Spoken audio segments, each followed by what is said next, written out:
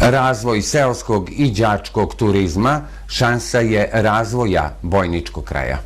Za razvoj seoskog turizma neophodno je unapređenje infrastrukture, a radovi u ovom cilju se uveliko odvijaju na području opštine Bojnik asfaltiranjem mnogih seoskih puteva i sprovođenjem radova na vodovodnoj i kanalizacionoj mreži, kazao je gostujući u emisiji U fokusu televizije 4S predsjednik opštine Bojnik Nebojša Nenadović. On je dodao da će do sveobuhvatnog razvoja ovog vida turizma kao i organizovanih poseta đaka doći tek sa završetkom puta preko Radan planine, za koji je projektnu dokumentaciju već pripremilo preduzeće Putevi Srbije. Ovaj put povezaće uzajamno 5 opština Jablaničkog i Topličkog okruga, što će označiti dalji razvoj podradanskog područja.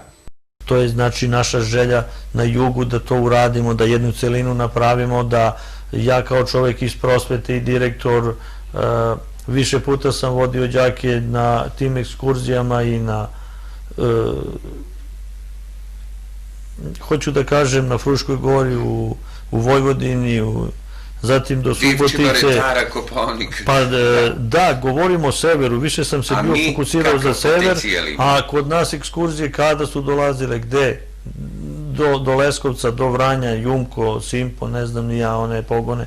Zašto sada da se ne obiđu i banje, kompleks banja, Đavolja, Varoš, Prolom banja, Sjerinska banja, Brestovačko jezero kod nas u Bojniku, pa to razvija znači i turizam, stvara bolje uslove života.